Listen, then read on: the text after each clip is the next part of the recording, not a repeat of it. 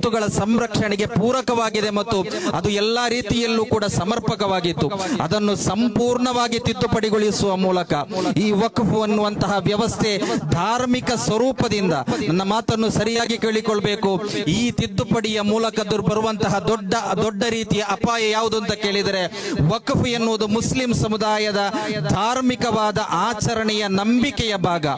ಆ ಧಾರ್ಮಿಕವಾದ ಸ್ವರೂಪದಲ್ಲಿರುವ ವಕ್ಫ್ ಅನ್ನು ಈ ತಿದ್ದುಪಡಿಯ ಮೂಲಕ ಸಂಪೂರ್ಣವಾಗಿ ಧಾರ್ಮಿಕ ಸ್ವರೂಪದಿಂದ ತೆಗೆದುಹಾಕಿ ಅದನ್ನು ಸಾಮಾನ್ಯೀಕರಣಗೊಳಿಸಿಕೊಂಡು ಕಾಲ ಕಳೆದ ನಂತರ ಈ ವಕ್ಫ್ ಎನ್ನುವಂತಹ ಪದವೇ ಈ ದೇಶದಲ್ಲಿ ಉಳಿಯದ ರೀತಿಯಲ್ಲಿ ಮಾಡುವ ಷಡ್ಯಂತ್ರವಾಗಿದೆ. ಇದರ ಹಿಂದಿರುವಂತಹ ಷಡ್ಯಂತ್ರ, ಇದನ್ನು ಗೌರವವಾಗಿ ಮುಸ್ಲಿಂ ಸಮುದಾಯದ ಪ್ರತಿಯೊಂದು ನಾಯಕರು ಕೂಡ, ಅದರ ಜೊತೆಗೆ ಮುಸ್ಲಿಂ ಸಮುದಾಯದ ಓಟು ಪಡೆದುಕೊಂಡು ಅಧಿಕಾರದಲ್ಲಿರುವಂತಹ ರಾಜ್ಯ ಸರ್ಕಾರದ ಸಹಿತ ಸರ್ಕಾರಗಳು ಕೂಡ ಅದನ್ನು ಗಮನದಲ್ಲಿರಿಸಿಕೊಂಡು ಕೆಲಸ ನಿರ್ವಹಿಸದೇ ಇದ್ದರೆ ಕಾಲ ಬಂದಾಗ ಸಮುದಾಯಕ್ಕೆ ಉತ್ತರ ಕೊಡಲಿಕ್ಕೆ ತಿಳಿದಿದೆ, ಸಮುದಾಯ ಆ ಉತ್ತರವನ್ನು ಕೊಡಲಿದೆ ಎನ್ನುವುದನ್ನು ಕೂಡ ಅರ್ಥ ಮಾಡಿಕೊಳ್ಬೇಕು.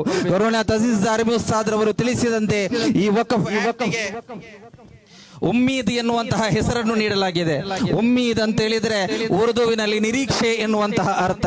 ಈ ಉಮ್ಮೀದ್ ಎನ್ನುವಂತಹ ಸುಂದರವಾದ ಟೈಟಲ್ ಅನ್ನು ಕೊಟ್ಟುಕೊಂಡು ವಿಷದ ಬಾಟಲಿಗೆ ಸುಂದರವಾದ ಟೈಟಲ್ ಕೊಟ್ಟು ಅದಕ್ಕೆ ಒಳ್ಳೆಯ ಲೇಬಲ್ ಅಂಟಿಸಿಕೊಂಡು ಮುಸ್ಲಿಂ ಸಮುದಾಯದ ಮುಂದೆ ಮುಸ್ಲಿಂ ಸಮುದಾಯವನ್ನು ವಂಚಿಸಲಿಕ್ಕೆ ಬೇಕಾಗಿ ಅದರೊಳಗೆ ವಿಷ ತುಂಬಿಸಿಕೊಂಡು ನಿಮ್ಮ ಕೈಗೆ ನೀಡುತ್ತಾ ಇದ್ದಾರೆ. ಅದನ್ನು ತೆಗೆದುಕೊಳ್ಬೇಕು, ಅದನ್ನು ತಿರುಗಿ ಬಿಸಾಡಬೇಕು. ಚಿಂತಿಸಬೇಕಾದವರು, ಅದನ್ನು ತೀರ್ಮಾನಕ್ಕೆ ತೆಗೆದುಕೊಳ್ಬೇಕಾದ ಮುಸ್ಲಿಂ ಸಮುದಾಯವಾಗಿದೆ ಎನ್ನುವುದನ್ನು ಈ ಸಂದರ್ಭದಲ್ಲಿ ನೆನಪಿಸಲಿಕ್ಕೆ ಬಯಸ್ತಾ ಇದ್ದೇನೆ.